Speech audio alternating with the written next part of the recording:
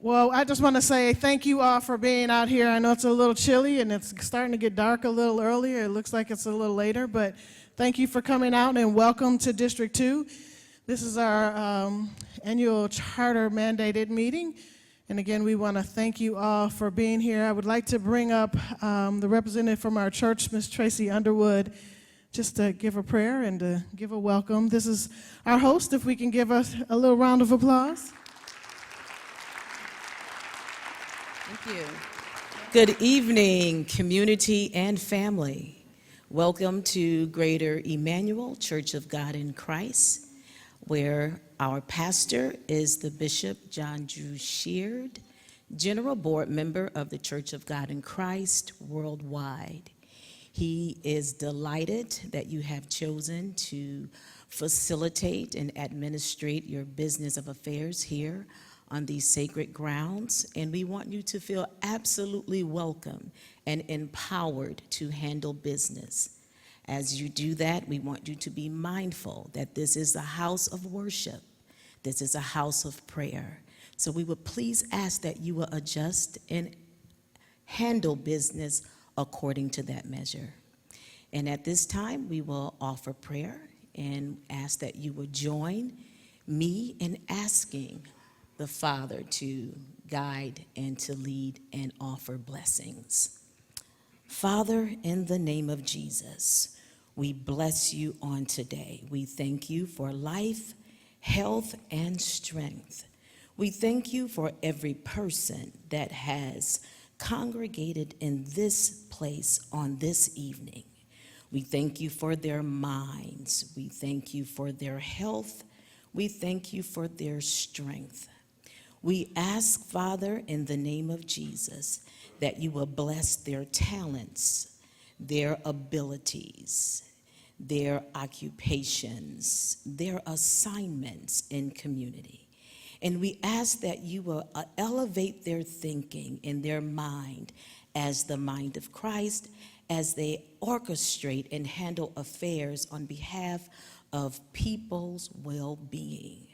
We ask that you will bless and that you will send forth your governing order, your reverence and your presence in this place as you anoint and as you impart wisdom, knowledge, and understanding as we govern in the earth realm. In Jesus' mighty name we pray, and let all hearts say amen. At this time, we will turn it over to. Okay, so at this time, we're going to bring up the mayor, and we will have a presentation. Thank you. All right, how's everybody doing tonight? All right, I want to start the night on a sad note, and a little bit west of here right now, the family of Officer Rasheen McClain is still at the funeral home. And the funeral will be tomorrow at Greater Grace. But he served this community for most of his 16 years. He was on the second shift where there was the most need. It was most active in the 12th precinct. And he died up the street on Wyoming. But I spent some time with his wife Heidi last night, and he was doing what he loved, which was serving this community. And let's take a moment of silence for Officer McClain.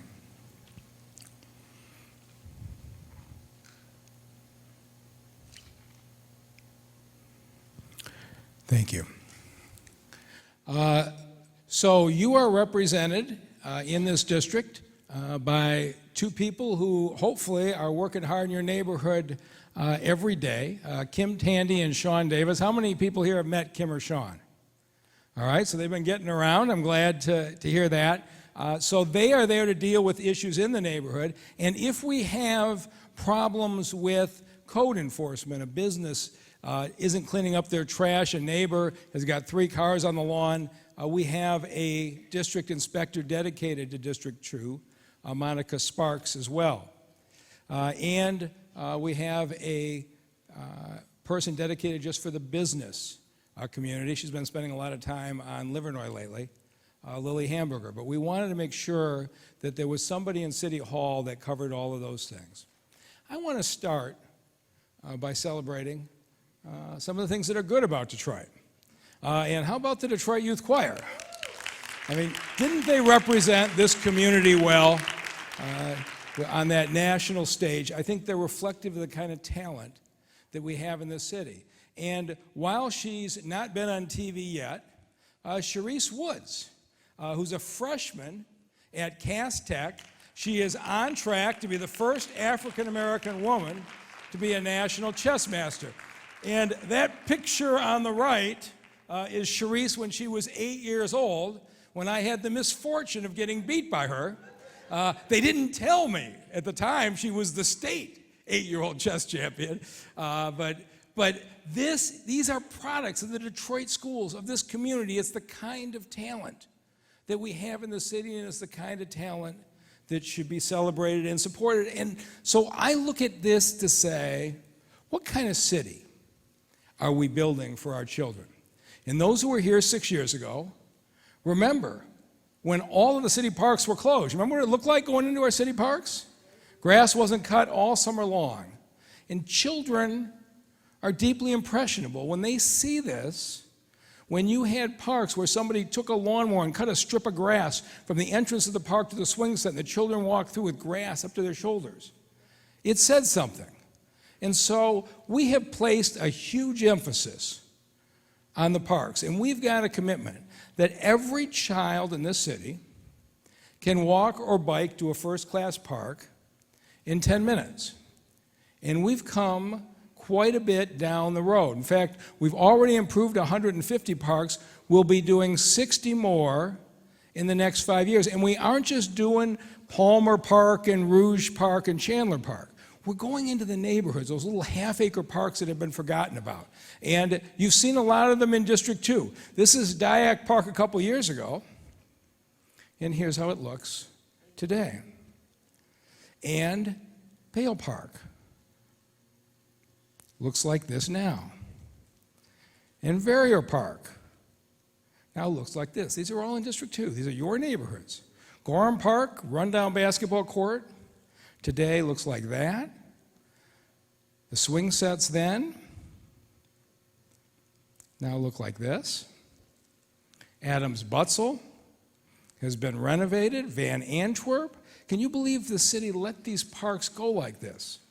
But over and over, we're taking parks that look like that, and this is the progress that we are making for our children. Isn't this the kind of park they deserve? Yes. Right? And so, Leozo Park is absolutely beautiful the way it's being landscaped, and it's an environmentally now holding the water to create green infrastructure. Of course, Palmer Park, they just rebuilt the tennis courts, and those of you who drive along Pontchartrain will remember not very long ago the drive looked like that, and today it's been cleaned up to look like that, enhancing the Palmer Park experience. And these are the improvements that you're going to see in the next year. We're just going to keep going and going as a part of the kind of city we're trying to build. The goal line, which is being run now out of this area in the Northwest Activity Center. 14 schools are on this loop.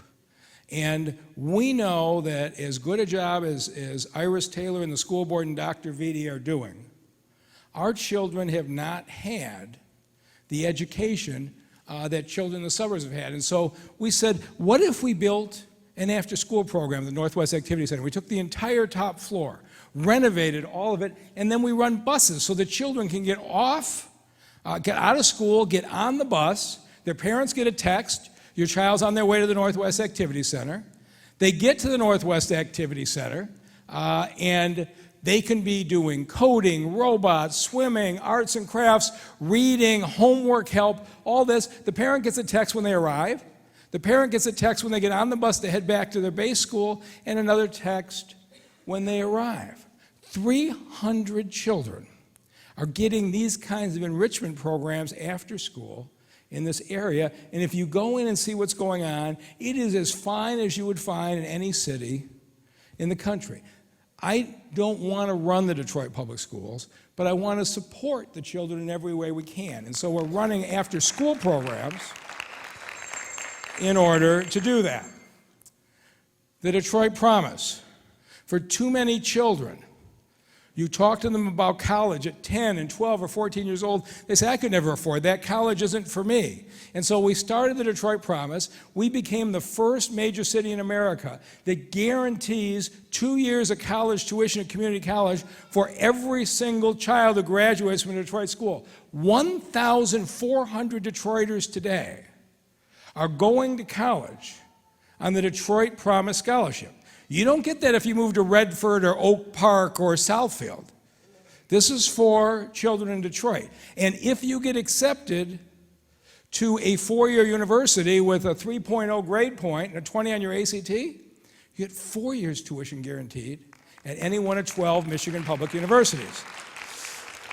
And so a little bit of the tax dollars every year goes into the scholarship fund. So if you have somebody in your life who's 12 or 14 years old, they know that when they graduate from high school, if they want to go to college, the Detroit Promise will be there for them as well. The emergency manager running the Detroit Public Schools basically devastated all of the career technical programs. And so our kids were not getting this kind of training. And so we went out and we raised $20 million in private contributions. And now you can go to Randolph up at McNichols and Hubble and be trained in plumbing and carpentry and brick masonry. You can go to Blight and get culinary arts training. You can go to Golightly and get auto mechanics training.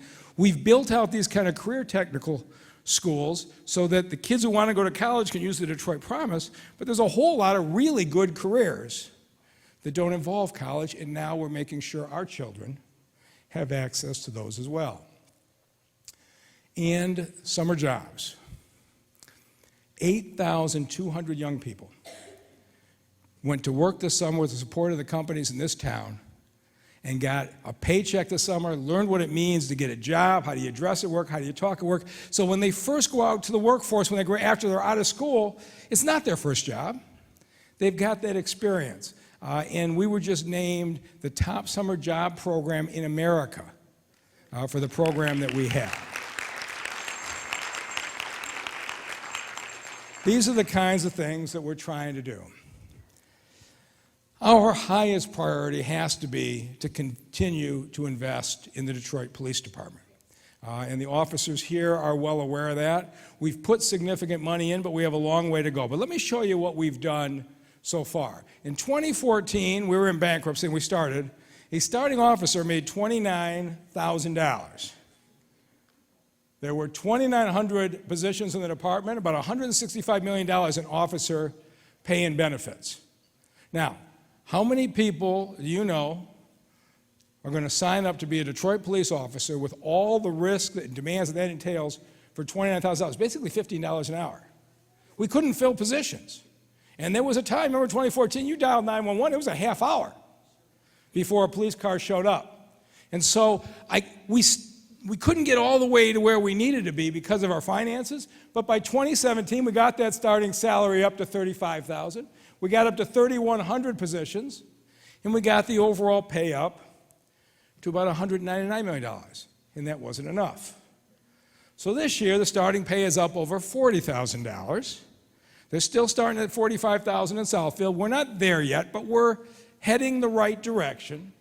We've now got 3,300 positions, and you can see we've increased almost $70 million what we're putting in the Detroit Police Department in 6 years. But you know what's happening here. We're making progress on a lot of fronts. The green lights have cut the carjackings in this city in half. We've got some reduction in drug and gang violence, but the random shootings are not where they need to be. And I really believe we need more officers to be able to deal with these everyday issues. And it's more than traditional policing. Chief Craig made his first initiative, neighborhood police officers, people who could be there, who can deal with problems in your neighborhood every day. Somebody playing loud noise, somebody speeding down the street, things that you might not dial 911 for, but very much affect your quality of life. And so, in the 2nd precinct, these are your neighborhood police officers. in the 8th precinct, the 10th precinct, and the 12th precinct. So, I'll get this to work. How many people here have met one of their neighborhood police officers?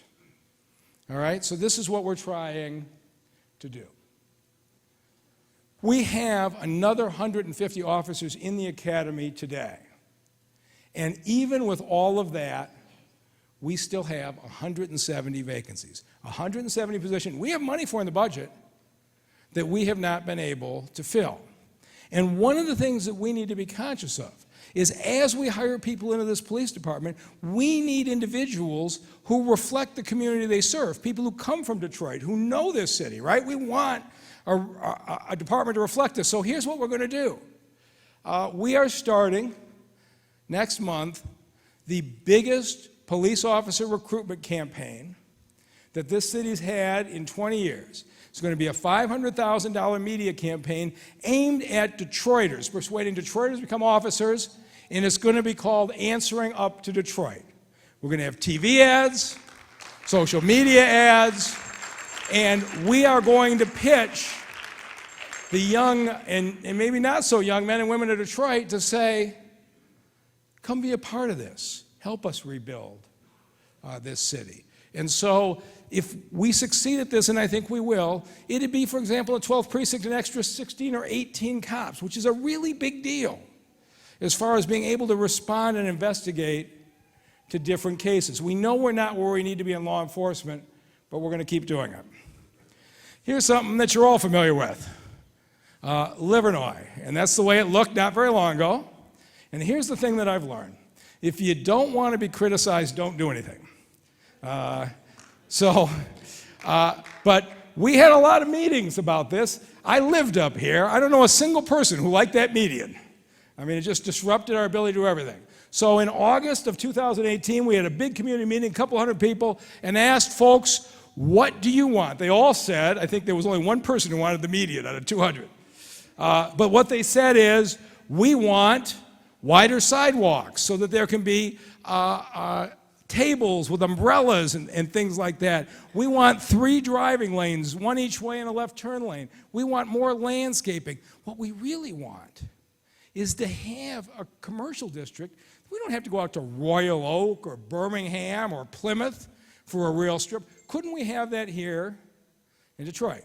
Now, it has been so long with people moving out of the city for 60 years that the city has put significant money into neighborhood development. We made some mistakes along the way, and some of you out there, you saw that. And remember this? This was our summer.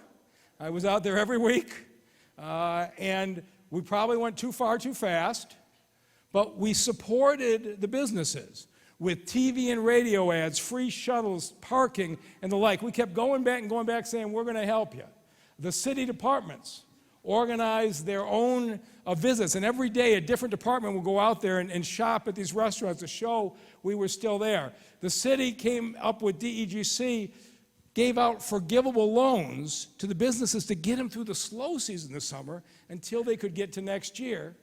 And Kim Tandy organized something she called Livernois Soup. I still don't know why it's soup, but what they do is gather at one person's business and have a whole bunch of other businesses come in and pitch on why their business should get the next investment. $100,000 in cash prizes went to these businesses. 600 people showed up. A lot of people saw businesses. They didn't even know we're up the street. And if you want to see the next one, December 19th from 6 to 8 p.m. at Suits for Less. I'm pretty sure even though it's a clothing store, they're going to have food, aren't they, Kim? Kim promises food. You get to vote on the businesses. It's a way to meet the community and a way to meet the businesses. But I spent a good part of this morning with about 20 businesses on Livernois, and they tell me last Saturday was the best day they have had, like, in forever. It's starting to get better as things clear up, but we need to keep supporting them. And so we put $17 million into Livernois, not into downtown or midtown.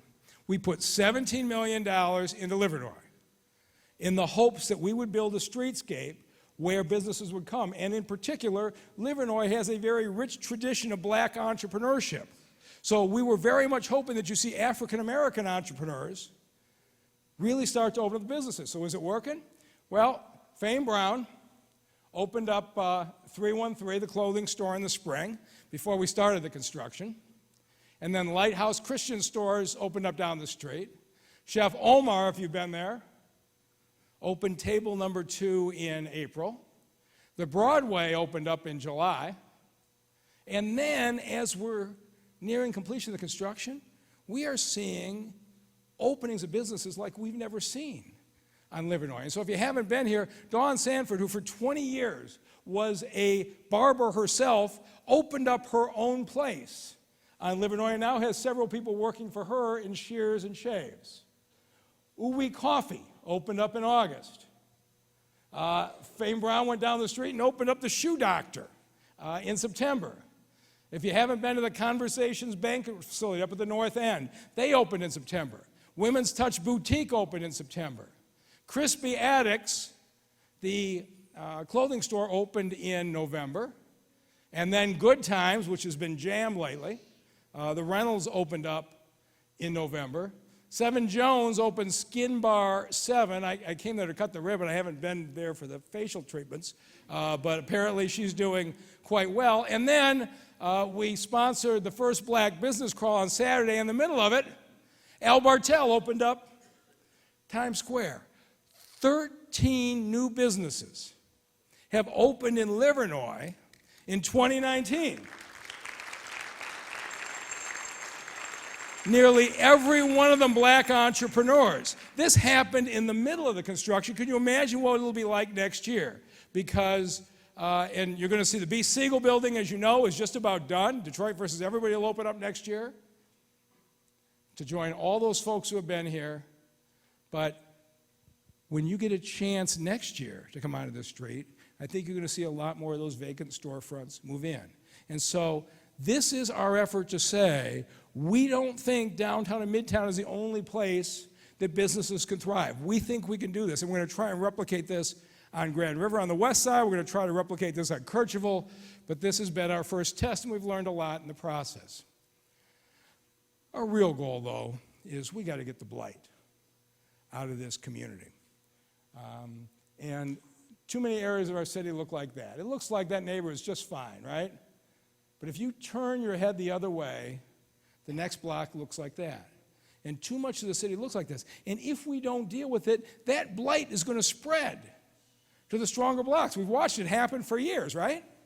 And so I spent a lot of time when President Obama was there in Washington. I went back over and over, and we got $265 million from President Obama for the demolition program, which whatever criticism there is here in Washington, D.C., we're considered the finest demolition program in the country. Nobody's tried to do these kinds of numbers. Here's the problem. President Obama's gone. Donald Trump ain't helping us. And so the $265 million helped us get 20,000 houses down. But at some point, we have to help ourselves. And so we said, okay, what about the part of the city we haven't gotten to? Can we go out for a $250 million bond issue to finish the job and get every single blighted house out of this city? Because you know what happened. 260,000 people moved out in 13 years. And when they moved out, they didn't take their houses with them, right? Our kids are still living with us every day. And so we took down 20,000 houses. Every one of those green dots is a demolition done in the last 5 years. And afterwards, we said, we don't want to own these lots. And so we set up a program where the neighbors could buy the side lot for $100. More than 13,000 neighbors. In many cases, they were cutting the grass for years anyway. And they said, why can't I own it? I've been cutting it. So we set it up, and they're converting those side lots to gardens and parks. That's what we should be doing with the property. But I'm more proud of the fact we took 9,000 vacant homes and got them renovated. In fact, we auctioned 3 houses every single day on buildingdetroit.org. So 9,000 had been fixed up. And so what does it mean to get rid of the blight? Well, there's a lot of things. The number of fires in this city are cut in half. We've gone from basically 100 fires a week to 50 fires a week.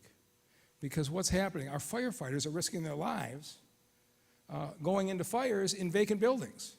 But just because it looks abandoned doesn't mean there's not a squatter or somebody in there. We've had 5 firefighters injured in the last 2 months going into fires in vacant buildings.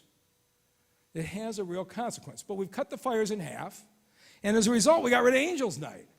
And so now we have Halloween in the D, and the children are growing up with these kinds of memories of going to fire stations and police precincts on Halloween for candy. You know how many children in this town grew up with memories of those flashing yellow lights on Angels Nights? You're afraid to go to sleep at night in my hometown of Detroit because somebody might burn my house down? Is that what we want our children remembering? And so now what they're remembering are the parks and rec centers and Halloween in the D. This is the kind of thing we can do as we get the blight out of this community. But here's the thing. We're never going to be able to get ahead of the blight problem if we don't stop the foreclosures. Because if people keep leaving, we never get ahead of the problem. And it's almost amazing. In 2015, Wayne County foreclosed on 9,000 occupied houses in Detroit. You imagine that? 9,000 in 1 year. It was horrifying. And so we did a number of things to stop it. One, the emergency manager had a practice that if you were late on your water bill, it went on your tax bill for foreclosure. We stopped that. People shouldn't be losing their houses because they didn't pay their water bill. Second, we got great partners. UCHC and the others went out and knocked on doors and said, here's what's available. And I went to Lansing and helped pass House Bill 5882. And what it said is, if you have a delinquency, the treasurer can give you a payment plan, spread out the payment over 5 years so you can stay in your houses. And so, how have these things worked? Well, 2015, we had 9,000 foreclosures. The next year, with the payment plans, it went down to 5,000. And then to 1,900 and 800. And this last year, we're down to 514 occupied foreclosures. We're down 94%. But that's still not good enough. 500 is still too many families to be out of their homes. And so here's what we're doing. With a representative who represents this district, Wendell Bird, we've gone to Lansing with a new bill, and it's called Pay As You Stay. A lot of folks that are in these payment plans, they've got pretty significant payments, and it's over 5 years because a lot of interest and penalties built up. We said, let's forgive all those interest and penalties. Let's cut the payments down so the average person goes from like $125 a month to $25 a month. Let's get that stress out of their lives about worrying about this. And yesterday, Wendell Bird got it out of the House Local Government Affairs Committee by a 14-0 vote, unanimous vote. And I spoke to House Speaker Lee Chatfield this morning, and I'm really optimistic we're going to get out of the House by Christmas and get it over to the Senate so that we can cut those numbers down and continue to keep people in his homes. And if you see Representative Bird, thank him for his leadership. He has been driving this process. So you keep people in their homes, but somehow we got to come up with $250 million to finish the blight removal. And so my idea was we sell bonds for it, which we know we can do. We couldn't have a few years ago, but we had our credit rating upgraded 3 different times. We can sell these bonds, and your taxes wouldn't go up. And the reason is because today we pay $9 million in debt. Over time, the city's doing so well, that debt would have fallen off. We can borrow $250 million and keep it the same. If you've ever refinanced your house for a home improvement, but kept the payments the same by spreading it over time, that's what we propose. We could get these houses down, and your taxes wouldn't go up. Here's the other thing. As appreciative as I am of the federal money, we had some restrictions that were a problem. And one of the things was we wanted Detroit and African-American contractors in particular to be able to do this demolition work. But when the feds give you money, it comes with strings. And one of the strings is that you cannot give any local preference when you contract. They consider it everybody's tax dollars in the country, and you can't give Detroit preference, which we normally do. And so if we let a Detroit contract, we give you preference for being Detroit-based and Detroit headquartered. And so here's what's happened. The demolition contracts that were federal, that were awarded Detroit-based businesses were 37%. The ones we awarded through the city were 54%. We can drive a lot more of our spending to our own companies. And the percentage awarded to minority-owned businesses We're 37% federal, 50% city. So if we sell city bonds, we have the ability to have Detroit companies help rebuild Detroit. And so here's the other thing about the Blight bonds, is the federal rules would only allow us to demolish a house. They would not let us use it to renovate it. I went to the Treasury Secretary 3 different times under President Obama. And I sat down and I said, this makes no sense. You're paying us to knock down a house. If it costs $15,000 or $20,000 to knock down a house, and I can give that $15,000 or $20,000 to somebody who will fix it up, aren't we better off to have the house still there than have it be gone? And they said, you're right, but you can't do it under our rules. I said, well, change your rules. We've got to go back to Congress. Who wants to deal with that? Congress. And so we had to take the houses that could be fixed. We boarded them up and saved them. We didn't knock those ones down. But the feds wouldn't let us use that money for renovation. And it matters in District 2. This is really interesting. I want to show you this. District 2, we actually have more houses that can be renovated than need to be demolished. So if you heard about this as a demolition bond, in District 2, this isn't a demolition bond. This is a renovation bond. Across the city, we've got 18,000 more demolitions to go. But District 2, those red dots, we only have 700 houses that need to be knocked down. We have 1,000 that can be renovated. And this, to me, was the disappointing thing. In District 2, we'd have been taking 1,000 vacant houses and moved families in under those Blight bonds. For this area, it was a renovation package. And I really wanted us to get going on it. And so the Fitzgerald area over there west of Livernois and just south of McNichols, this is the first area where we're showing what does it look like when you go into an area and renovate everything you can and reuse the property. And so we're going to renovate 87 homes and reuse 270 lots. Anybody here from Fitzgerald? Okay, so you can tell us what you think about what's happening, but you can't save these houses, right? These all have to be knocked down. Here's a house on Tuller, on Fitzgerald. Here's how it looked a year ago. Here's how it looks today. Right? Here's a house on Lilac, and here's how it looks today. Okay?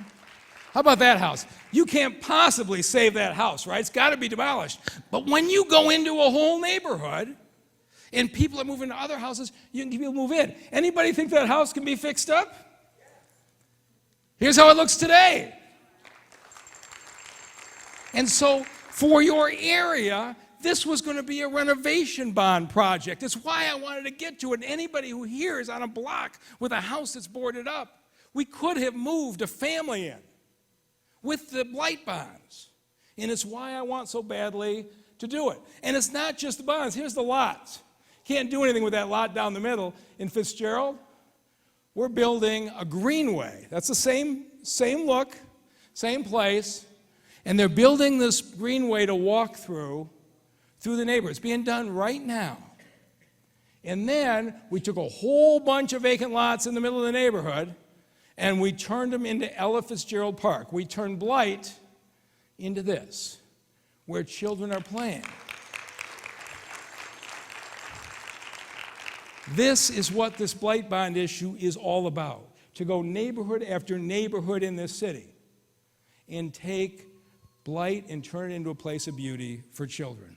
And so I know I went too fast in the demolition program. We knocked down 20,000 houses.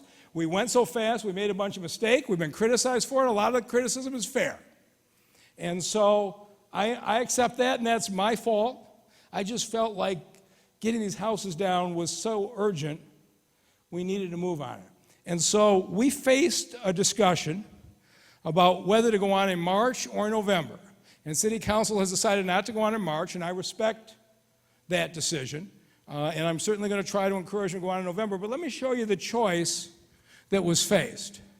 If we started in March, we could have gotten 1,000 to 1,500 houses rehabbed in the next 12 months. We could have done that this year. Now, the demolitions are going to leave the land bank. The only reason the land bank does the demolition is the feds required us to do it through a separate agency. And we've had a lot of problems. But with the new demolition bonds, it's all going to be done through the city processes, where we haven't had problems. My idea was put this on the ballot in March, and in January and February, I would explain to the people of the city how we're going to fix it. And we'd get all the abandoned houses out of the city. I truly believe we can do this by the end of 2025. On the other side, if we wait till November, we don't have the money this year, so we're only going to have 500 to 750 rehabs, not nearly as many families moving in. But this was council's position. You should put the new demolition department in place, put all the controls in before we put it on the ballot. And that's what council felt we should do, and I understand their position, and it means we can't get the houses down till the end of 2026. And so council has decided they want us to fix this. I am working now with several individual council members to say, what controls do you want? What do you want to have in place? I want people to understand how the rehab is going to work. And I'm really hopeful in the first few months of next year, you'll have a joint proposal from council members and me that we're united in. Because everything good that's happened in the city has come from the mayor and council working together. And I expect us to get back to that. So that's what that debate was about. That's what we're trying to do. And with that, what we'll do right now, if you haven't done this before, is we'll take questions. We've got microphones on each side. So if you'll line up, I will stay and answer every question anybody has. I'd ask you, please, to be relatively brief with your questions and be respectful of the people standing behind you. And if you could start by telling me your name and where you live and what your question is, whichever side. Yes, sir. Good evening, Mayor. My name is Thomas A. Wilson, Jr. First, I'd like to say to you, Merry Christmas and Happy New Year, and to all the people here in the listen and to the audience. I'm a former educator, retired from DPS, and I think the greatest investment that we can ever make in our children is in education. And thank you for the Detroit Promise, and I also want to give big kudos to Dr. Roy Wilson and Wayne State University for their scholarship. Free tuition for Detroiters if you get accepted to Wayne State. Wasn't that great? Right. And one last thing, and please you indulge me. I've put together some resolutions. I'm also a member of the 14th Congressional District. I'm a sergeant at arms in the Wayne County Democratic Black Caucus. I put together 2 resolutions for each organization to have Hart Plaza renamed to John Conyers Plaza.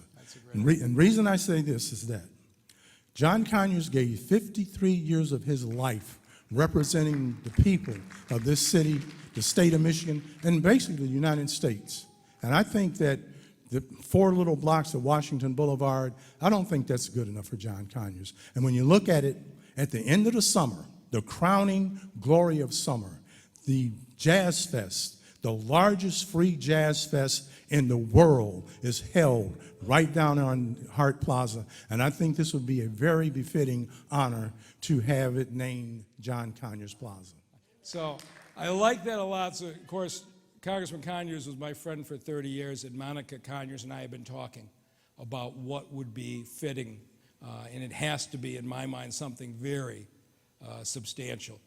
And so I will take this idea back as one of a number we're looking at, but sometime in the early part of next year, we are going to do something major to recognize what John Conyers meant to this community. But thank you for that suggestion. All right. Yes, sir. Yes, I'm from the 4th District. My name's Ken Holloway. You done seen me numerous times. I shouldn't have to keep coming back saying the same thing. Okay. I talk with my district managers. I done talk with the deputy chief manager, and it's still the same thing. And when I come to the meeting, I keep hearing the same thing. So what's the issue? I done got spent so much, I done lost 42 pounds because they spent me so much over this issue about, first of all, I stay in a 2-dwelling. Remember the last time I was at the meeting over there at the church over there on DeQuinta?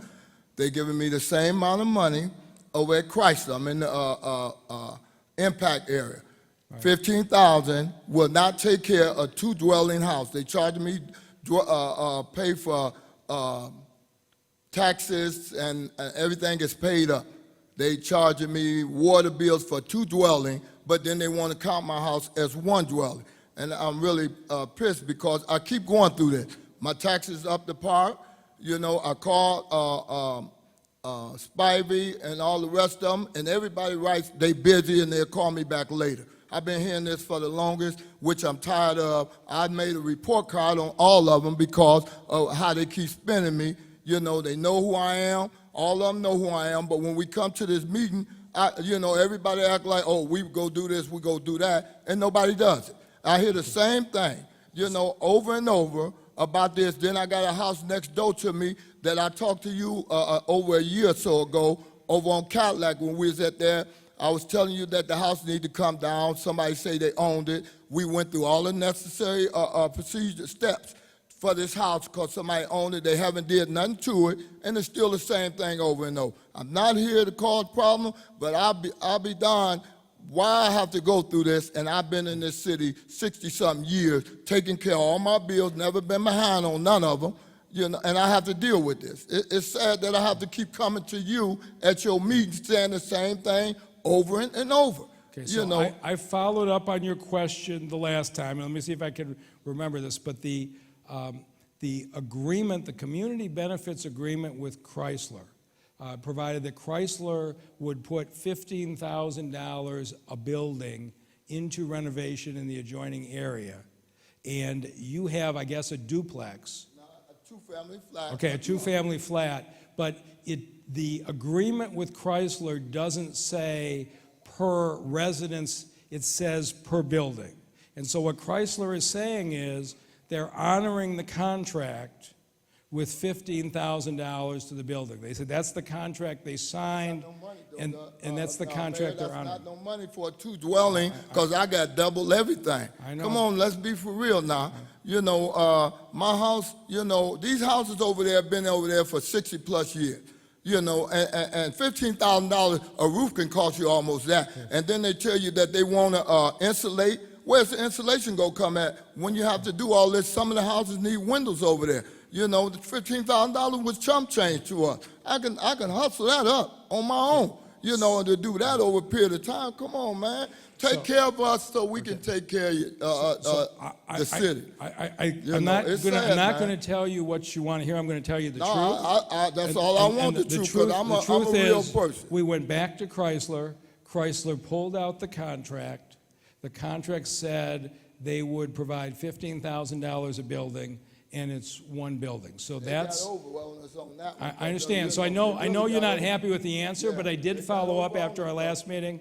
I went back to them. They got over on this stuff, man. It's sad that we have to go through this and deal with that. We ain't had no work done over there. If Chrysler wouldn't have came over there, they wouldn't have did nothing over there. We've been over there over 65 years. Right. We've been catching hell over there trying to get stuff done. Right. They took the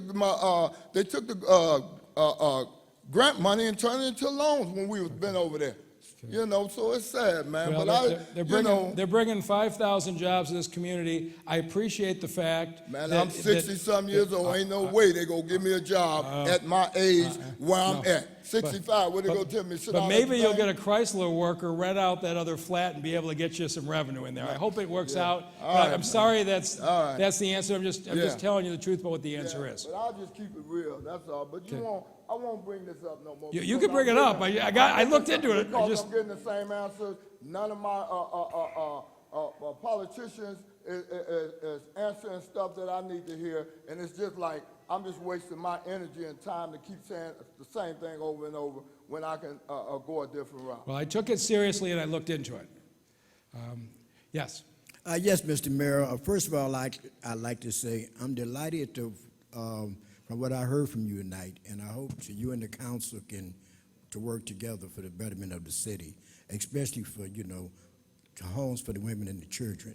And I'm also grateful for that picture I took with you in the pastor of St. Joseph over in Greektown. And I grew up on Livernois. Actually, it was Stopel and 8 Mile. Really? And the Avenue of Fashion was, really Wrinkleman's and big business stores. And I'm glad to see, that the local, ordinary, everyday people are there. But I was riding down there today, and what about the parking? Yeah. So the parking on the curb is almost all back to where it was, but we're talking to different owners of vacant lots, because one thing Livernois never had is enough off-street parking lots. And so we're going to try, we had some folks give us some parking short-term when you couldn't park on the street at all. I remember there was a point you couldn't park on either side of the street for a while there. And so we're trying to find some more long-term parking. But the curb parking is almost all back in. It'll be clearly lined going forward, and we're going to see where we can supplement it. We got a couple of churches who I'm talking to them. We'll see if this works out. I probably shouldn't say this, but my suggestion to a couple of the churches over there is let's put meters on, split the meter revenue with you, and then on Sundays or funerals, you use it for your church, but the rest of the time, let's use it for Livernois and let's split the money so the church has another source of revenue. These are the kinds of conversations we're having, and I hope we work out something like that. Yes? Good evening. First of all, I'd like to say that What's your name and where do you live? my name is Malik Shelton, and I live in District 3. Okay. First of all, I'd like to say to you as well as the people who are here that the resources that you're using are not your resources, nor are they the resources of the City Council. So many of the projects and the things that you speak of, these were the resources that were used, the funding that was used came either from the general fund or from federal grants or tax dollars, Right. or HUD. So the problem is, I believe, looking through some of the entries in the the Housing and Revitalization Department, is that these monies are not going back to Detroit residents to the extent that they should. I could cite many examples, but I won't. In fact, I'm in the process of sitting down with Donald Rencher and Art Jameson and others and going over some of these things. You mentioned the last time that we spoke, a couple of weeks ago, 2 or 3 weeks ago, I brought up the fact that we had bonds, municipal bonds, that were issued in 2017 and 2018, and I asked you, you're such a stickler, it seems, in getting this latest so-called demo bond on the ballot as fast as possible so the residents of the city of Detroit can vote on it. But there were bonds released previously by your administration that did not go to the voters. Right. And your explanation was that these bonds that were released in 2017 and 2018 did not have to go Right. to the voters because they were revenue bonds. They were limited tax obligation bonds, yes. Okay, now you said they were revenue stream bonds, Right. and they were not. So we can explain this many times as we want. There's a couple of different ways governments issue bonds across the state. If we say we will dedicate a portion of the income tax or the casino tax, that's considered a limited tax obligation bond. That does not go to the voters for approval. If we say the full faith and credit of the residents of the city is behind it, that's a general obligation bond, and that requires voter approval. What we are proposing on the bond issue for the Blight is a general obligation bond, and it does require a vote. Okay. Now, I'm not going to speak on the bonds right now because I disagree with what you said, but what I want to really emphasize is that I grew up in Southwest Detroit, and Southwest Detroit, the 48217 zip code, has been designated as the most polluted in the state. I'm no youngster, and even when I was in high school, it was terribly polluted. The area, especially the area we know as Delray, going over that bridge, I-75, it was just terrible, and it still is. People are actually getting sick and they're dying. So I'd like to ask you, what percentage or how much of this funding, community development block grant money, taxes is coming from the general fund, that's going to your general fund from the residents of the city of Detroit, tax dollars, which is approximately $850 to $900 million. Right. These people need help. And I mean, you mentioned that you renovated or you were behind or you initiated the renovation of Kennedy Center. and now they can play basketball on a new court. Well, I mean, they don't need basketball. What they need is People down there help. disagree with you on that. Well, There's a huge celebration in 48217 to have well, it Kemeny depends back on as the the people center of that community. you need to come and talk to some of the people Well, I talked that to I people talk at to. Kemeny. Because the people, whether they're having a basketball court, they want their children to be healthy. It's a basketball So they can play court, basketball. It's a community Well, the center, question it's to a you- baseball field, it's a playground. Okay, There is well- enormous celebration down Okay, there well, at the there's restaurant. no celebration Okay. for the pollution All right. that's been over there for decades. So let's talk about the pollution. what are you gonna do about it? For those who aren't familiar, 48217 is the section of the city that extends down into Melvindale, River Rouge, Ecorse. Most of the pollution is coming from the steel companies in Rouge and Ecorse. About 3 years ago, Marathon attempted to expand their emissions. I led the fight to stop it. We had a health director by the name of Abdul El Sayed who fought that fight. We threatened to take Marathon to court, and they backed down, and we stopped the additional emissions. In the Delray area, they're building the Gordie Howe Bridge through Delray. So if you didn't have enough problems already, the truck traffic, in some cases, the trucks are going to come over people's backyards 20 feet in the air and interchange. I got $30 million from the Canadian government, and we're running a program we call Bridging Neighborhoods right now. And those people who live adjacent to the bridge are having the option to have us renovate a vacant house anywhere in the city, and they swap out the house in the polluted area they are, and they're getting beautiful new homes in Fitzgerald, they're getting them in Warrendale, and a number of other neighborhoods. So we've got $30 million to move folks out of, at their choice, it's all voluntary, to move out of the Delray area into other neighborhoods and renovate houses. So we're working hard on it. I appreciate that you may not think it's enough, but I spent a lot of time with the folks down there, and we're trying really hard to address it. Yes, go ahead. My name is Gaston Nash. I live in the Fitzgerald neighborhood. I just had a question about the Fitzgerald project. I read in a blurb from the news, from WDET, that the contract with the developers had changed again. And Arthur, don't go too far away here. so that that project was the changes were among them that they were that the developers had until December 2024 to finish. That 50 or so vacant lots were going to come back online. They come back to the city. yeah. People, so we went with a developer who was going to do everything, and they were going to renovate 87 houses themselves, fix up 400 lots themselves, and when they got into it, they said this is more than we can do. And so instead of us sitting by, the city stepped in and took some of that. And so we went ahead and did the park, which, as you know, is done. We've paved a bunch of the streets. We had a huge alley cleanup this year, right? And it looks a lot better.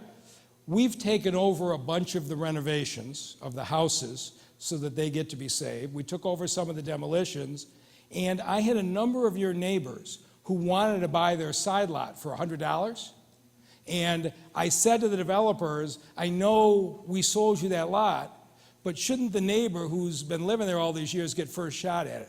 And so we took those lots back to the developers so we could sell them to your neighbors. So we're working with them on it. You see the progress that's there. It was a big undertaking, but Arthur Jemison, who's been driving this, is here and can probably answer any specific questions that you have. Arthur, you want to come up? Sure. Well, Mayor, I think you covered a lot of the key questions, but I'd be happy to talk with you, with Jermaine over here if you have any others. I think the mayor said it correctly. I think we saw that the developer was working hard, but not making as much progress as we hoped.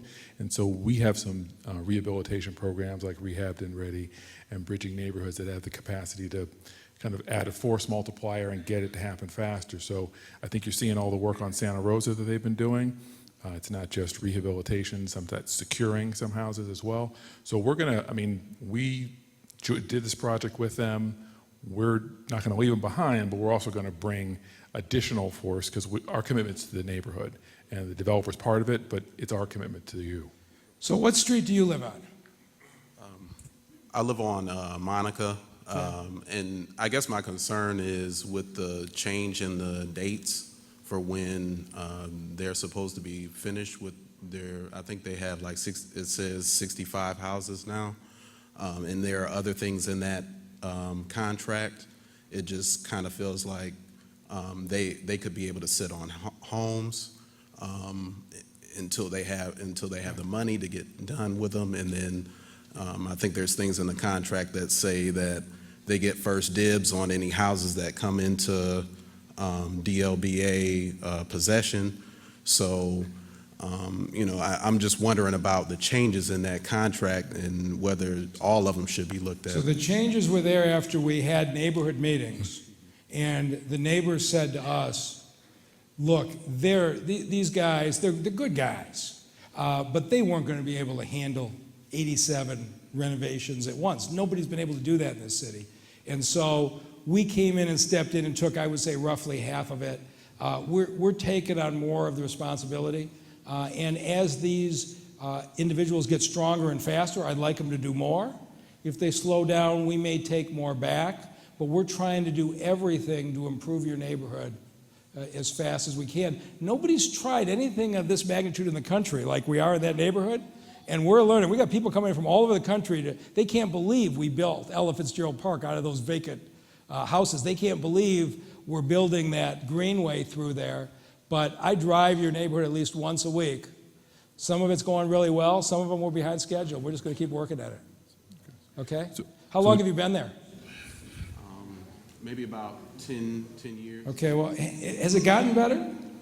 Yeah, things are getting better.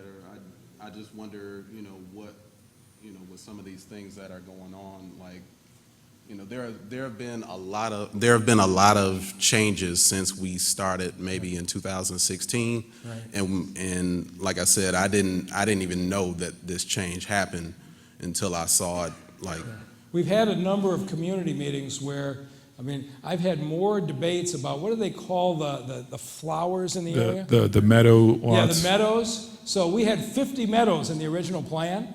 After a meeting at Marygrove with your neighbors, they wanted us to start with 20 meadows instead of 50 to see how they were. So I took a chalk and a chalkboard and everybody voted. And we went down from 50 meadows to start to 20 meadows. So we're trying to make the decisions in consultation with your neighbors. And we'll make sure you know the next meeting. But Arthur, in the meantime, can fill you in on all of these details. And we want you there. We want you in because you're asking all the right questions. Sure. Okay. One other point of clarification is they have to earn their way into each new year of production. So if they fall too far behind, as the mayor said, the land bank negotiated in that they had to give things back. So we'll talk to you over here in a few minutes. Did you host me on a house party? I remember that. All right. So thank you for doing that. Okay, I want you to come back. I want to come back when you're happy with me. All right. Okay, yes. Ready? Okay. Greetings to you, Mayor, and everyone here. My name is Rosie White, and in the end of 2016, I was evicted illegally from my apartment. 3 DPD officers, at the direction of the landlord, came into my home and they evicted me. I ended up in a homeless shelter. I lost 100% of everything that I owned.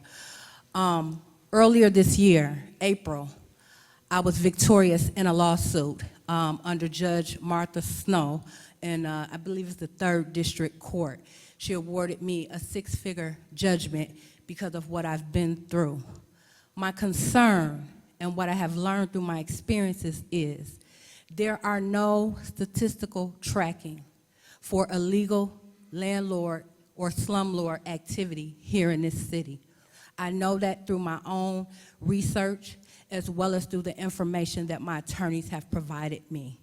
Detroit, unfortunately, is one of the cities where this happens often with no accountability. This particular landlord and management company is still doing business here in the city of Detroit.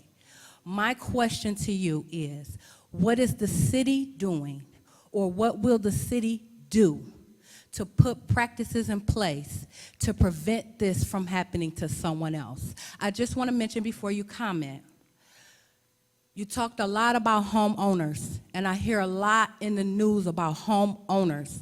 But I know in this city where we have a high poverty rate, I'm not the only one who has experienced this. When I was in the homeless shelter, there was other women. I'm fortunate not to have kids, but there were women there with kids who had experienced the same thing I experienced from this landlord. So I want to know, not just about him, but as a whole, what is the city planning to do to address the tracking and the accountability of slumlords and illegal evictions here in this city? So there's two different pieces to your question. Half is the city's responsibility, half is the 36th District Court's responsibility. So the eviction process, we don't have anything to do with. That's a court process. But before you get to eviction, we have an ordinance in this city that requires landlords to be in full compliance with our codes. We have, Dave Bell and his team, probably at this point, 15 or 20 inspectors. I'm going to say we wrote easily 20,000 tickets, violation tickets on landlords, and we are pushing every landlord to clean up their practices and the like. And Councilmember Mary Sheffield and I are talking about the possibility of maybe finding a way for attorneys to pay for people who are in your situation for the landlords who aren't in compliance. And so as far as the eviction process, that's the court, that's not us. But in getting these landlords to follow the law, we're working really hard. Dave, how many people you got out on that now? We've got over 11,000 registrations, and we've got like 4,000 certificates of compliance issued, and like you said, we issued over $20,000 in tickets, and I'd like to give the name of that. Yeah. So if you would give Dave Bell the name of the landlord, and he will make it a point on his enforcement to make sure they're in compliance, because there's no doubt about it. In fact, the most aggravating thing of all, we got landlords in this town who collect the rent from the tenants, never pay their property taxes. The house gets foreclosed on when the tenant made their payments all along. We've now got a process to sell those houses to the tenants and kick the landlords out. So there's a lot of things that we can do to help, and if you talk to Dave, I'd like to follow up on your landlord. Thank you very much, but I just want to clarify, Mayor Duggan. I know that there's tracking for compliance. Right now, there's tracking that's attached to the property. Right. But in this case, where I've already been to court, I've been victorious, this landlord is continuing to make money without being accountable. In fact, he's even in a position where he can do the same thing again. So when I'm talking about tracking, I'm not talking just about code, building violations, tickets. I'm talking about landlords who do not use the court systems for their eviction or matters that should go to 36th District but never do. So, and what I'm saying to you is, I don't have jurisdiction over wrongful evictions. That's the court. But the same guy who's cutting the corner on the eviction processes, I'd be willing to bet is cutting the corner on a whole bunch of code processes. And so that's where we can go in. And if you will share that information with Dave Bell, I think you're going to find he's really serious about helping you in the way that we legally can. Okay, thank you. Thank you. So I guess we're over here. Go ahead. My name is Ramon Jackson. I'm from District 7. I just want to bring the people up to speed. We all remember the emergency management, the bankruptcy. One of the major issues with why we went bankruptcy was municipal bonds. Our local government been releasing municipal bonds without our permission. The mayor, you was just dishonest with the people. And I'm gonna call Roy McAllister because you signed that referendum from 2018. 9 of y'all signed it. It was an unlimited general obligation tax bond for $255 million, and it was a limited general obligation tax bond for $500 million. That bond... Is Dave Masser on here? That bond Let's have was our treasurer come up here and he'll... Well, the LPD, that bond was supposed to have went to the voters. No, it wasn't. You relied on a 2009 voter turnout for Proposal S. That was dealing with the school. 2009, hang on, You 2009, relied I on- worked at the hospital in 2009, so I didn't. No, you relied on your, Okay, Roy all right. McAllister here with the LPD. The LPD, you relied on the 2009 voter registration for Proposal S, in which you took that bond out for.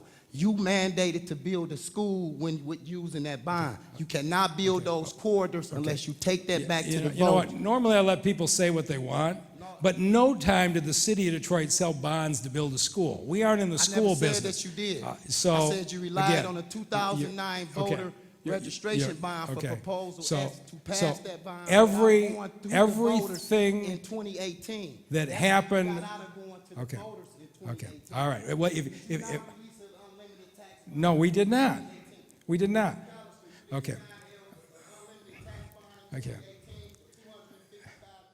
Okay, we got Dave Masser on the CFOs here. Dave, do you know anything about it? Go ahead. Go ahead. Go ahead, Dave. So there were two bond issues done in 2018. There was one which was a limited tax general obligation bond, which was used to restructure our debt service. And there was a second issue that had been approved by voters in a prior circumstance through a number of different elections, not just 2009. They were all done for the projects that were provided, public safety and otherwise. And the list was included in the resolution. Okay. So That was separately approved okay. by outside counsel and internal. Okay. All right. Your information is not wrong. correct. Do we have any other questions? Go ahead. Yes. Yes, sorry. Go ahead. Asia B, District, Raymond. Okay, so Asia B, District 2. I'm a activist community organizer. I have a question for you, Mr. Mayor. You are, well, Okay. What I've been in, what okay, neighborhood so do you live in? You said, What neighborhood? Oh, District 2, this is my No, neighborhood. but which neighborhood in District 2? This is my neighborhood. I'm literally Okay, in so my you live neighborhood. right here. Yes. Okay, good. Okay, go ahead. So, I just wanted to ask you a question. Why haven't you went and talked to the 8 Mile community on what's going on over there, referring to some projects that you have influence with, What projects are you talking about? Mr. Mayor? I have no idea what you're talking about. Just tell me. Well, within the last 2 to 3 years, the 8 Mile community, 8 Mile, Miami, Chippewa, Pembroke area. I'm not gonna say what it is, but I'm just gonna say that I seen your district manager more than I seen you Okay, in that community. well, you should. But I'm That's their saying, job. No, well, you being the mayor, and we basically are taxpayers. We literally pay your salary. We literally we literally paying Okay, your salary. do you have a question? So the Johnson Rec Center. Yes. Okay. All right. So why haven't you went out to that community and literally had a town hall or anything referring to Johnson Rec, Hickenbotham, and Joe Louis Playfield? So Kim Tandy, the district manager, and Mr. McAllister, and a lot of other people have had numerous community meetings on this. I've met with several of the neighborhood groups on this, and council has acted on it. I understand, but I'm a community leader and I was not included with I that. understand that you don't agree with the decision, but there were numerous community meetings on the subject, and you voiced your opinion. I've been to basically every community Right. meeting, but maybe Okay. not the community meetings that you are referring to that has to do with Ms. Kim Tandy or regardless to whatever it is. But I'm just saying, I'm asking a really good question because it needs to be answered because you are the mayor of the city of Detroit. This is my district, and the people over there, the citizens, your constituents, want to know what's really going on over there and how are they going to be affected with that. So you know the answer to this. So City Council has voted for a redevelopment of that rec center by UAD High School that will be shared use between the high school and the neighbors. And next door on Higginbotham, I'm working with Councilman McAllister, and we are going to do everything possible to save Higginbotham and get it redeveloped. That's what we are trying to do right now. One more quick question, and I'm going to sit down.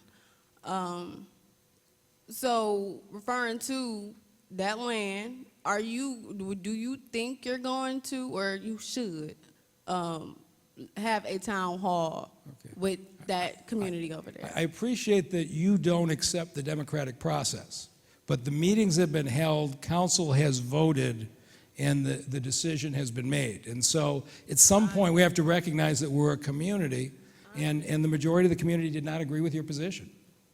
Of course, the community didn't agree with the position, which means that it shouldn't go through. You should listen to the community, not listen to a school that hasn't did anything for the community. I appreciate that that's your position.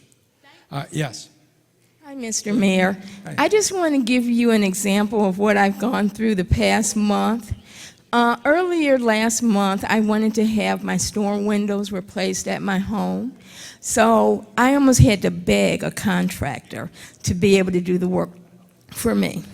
Then Black Friday, I spent it having 2 gutter companies come in. And nicely, they were honest, and they said I really just needed a handyman. So I went to Home Depot's Pro Referral. They only had 1 handyman who knew about gutters. So here's the thing. When you have all of these students, these young people, who are going through these trade businesses, if you can at some point get them to a level where they're educated enough that they can be bonded and insured, that we can start having a pipeline of people who know what they can do, are bonded and insured, that we can reach out to. I mean, I go through Next Door probably 2 or 3 times a week, and at least 5 of those questions are, I have this issue with my home. Do you guys know somebody? I need an electrician. I need a plumber. So it's just the idea that if you go to something like Angie's List, they may do their GPS where they see you in Detroit and they say, oh, you're in their area. But once you call and you tell them what your address really is, oh no, we can't come to you. You are so right. So that's kind of what I need. If you go back 4 or 5 years, there was so little work being done on houses in Detroit that kind of the whole capacity to fix up houses was gone. Now it's come back so fast, it is really tough. So we're working on this at Randolph right now, where we've got almost 400 high school students in Detroit learning skilled trades in the summer, and we're trying to get the home repair folks to take these young people on in the summertime after school and bring them along, because we need to develop our own repair folks, and there's a huge market out there for that. So what you're saying is right, and we're going to work it really, really hard, and people can make a good money fixing up these houses. So I'm working on it. Okay, I'm just going to say, if there's any way for the city to basically get, deal with the paperwork and the legal things for getting them bonded and insured, even if they're still at apprentice level, working at Randolph, and they can do the work, I'm willing to hire them. So we're gonna look at that. I don't want to substitute for Angie's List in recommending who is a good and who is not a good contractor, because you can see the problems the city could get into. But we're really trying to push that, and I will ask if there's a way we could facilitate their insurance and bonding to make more workers available. It's a great idea. Thank you. Anybody else? All right. Thank you very much, and we'll see you soon. Have a great Christmas and great holiday.